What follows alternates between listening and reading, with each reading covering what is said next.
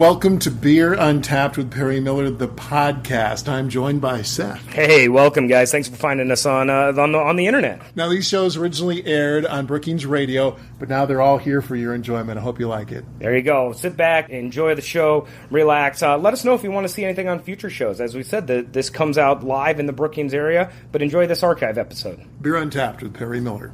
Welcome to Beer Untapped with Perry Miller. This week, it's Christmas! Merry Christmas, Merry Christmas, Merry Christmas, Merry Christmas. A great time to break out your favorite beers and share with friends and family.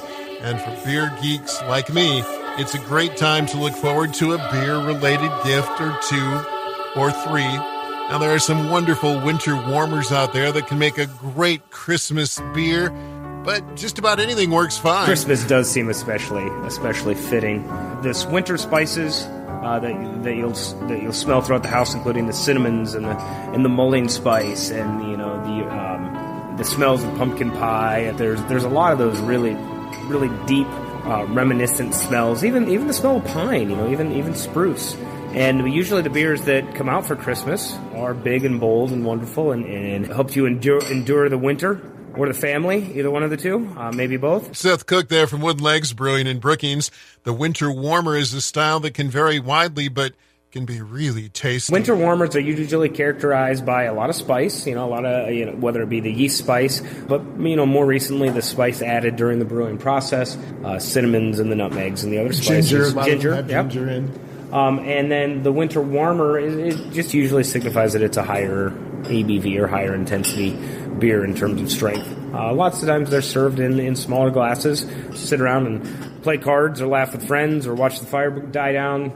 Just good beers to hang out and very social beers. It's a time of year when beer lovers may bring out their biggest, baddest, and rarest beers.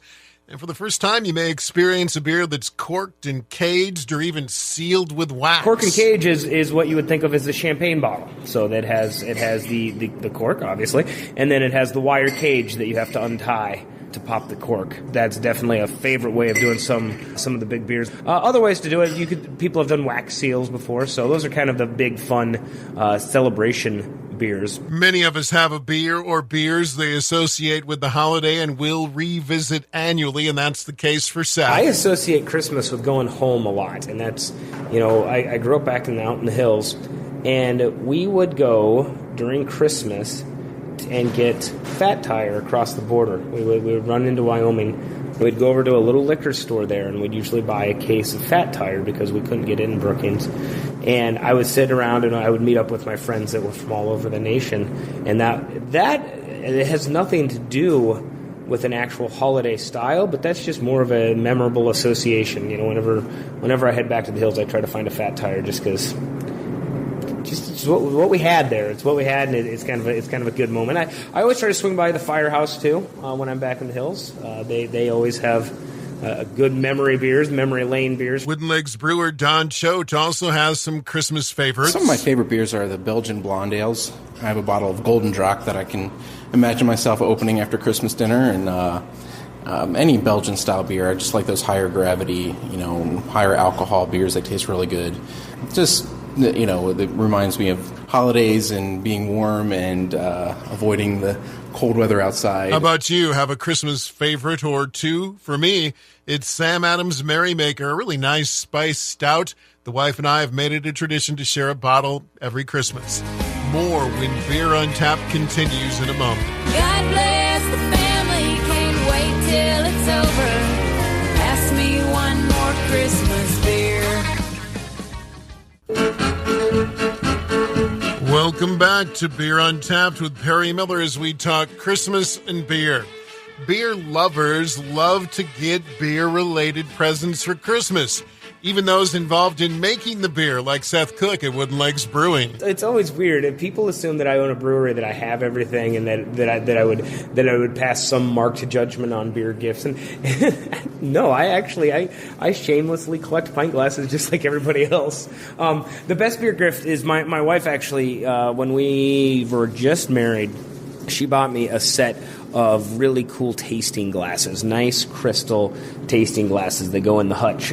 really, really beautiful glassware. Wooden Legs brewer Don Choate also has a favorite beer-related present. My mother-in-law, who loves me very much, gave me a round ball ornament it was clear and it had a small beer bottle inside because she knows beer is my passion, and why not put it on the tree? It looks a little weird with all the kids stuff, but why not? That's what I like. Joe Romsdahl, the back of the house manager at Wooden Legs. Probably being introduced to Sierra Nevada Celebration Ale. That was probably one of the best beer Christmas gifts I've ever gotten. Here comes Santa Claus, right down Santa Claus Lane.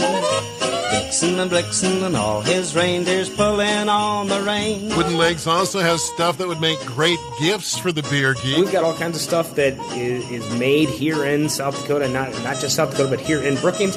Obviously, we've got beers that we'd love to have you share with your families. We've got gift certificates. In addition to those things, and T-shirts and the sort of things, we actually carry SDSU cheese here. So I know if you guys are looking for that extra Brookings-esque gift, we have SDSU cheese here, and we also carry Cool Beans coffee that is roasted right here in Brookings. So we have our own special blend, actually. It's called the Brewhouse Reserve. It's one of my favorites. And don't forget Brookings Liquor Store, because craft beer lovers, take it from me, also love to get beer for Christmas. Beer guide Drew Eklund says they've got some great new stuff. New on tap from Bank Brewing Company out of Hendricks, Minnesota. It's Smoke Bomb, 18 cents an ounce. Perfect name for one of the smokiest beers I've ever had. It's like a campfire in your mouth. And then we have from Brow Brothers, S'mores Moo Juice, 15 cents an ounce. Like the original, but with a hint of s'mores at the end. The marshmallow really comes out for me. Good beer. So we have a campfire beer, and we have a s'mores beer. What if we mix the two? Huh? That's just crazy talk there. Drew says they also have their annual Christmas beers from Ridgeway Brewing out of England. First one is called Bad Elf. It's an English IPA, which typically means it's more drinkable than its American counterpart, and that holds true here. Hopheads may call it bland, but as a gift, it's a pretty safe bet to the average beer drinker. The next one we have from Ridgeway is called Lump of Coal. It's a dark holiday stout, flavors of roasted coffee, caramel, and broken dreams. And the last one, everyone's favorite, Santa's Butt. It's an English porter. I'll just describe the flavor. Santa's Butt tastes like sweet toffee, dark chocolate, and coffee. And it's a bit nutty as well. That's it for this week's Beer Untapped with Perry Miller. Until next time, Merry Christmas, Happy New Year. Drink local and drink responsibly.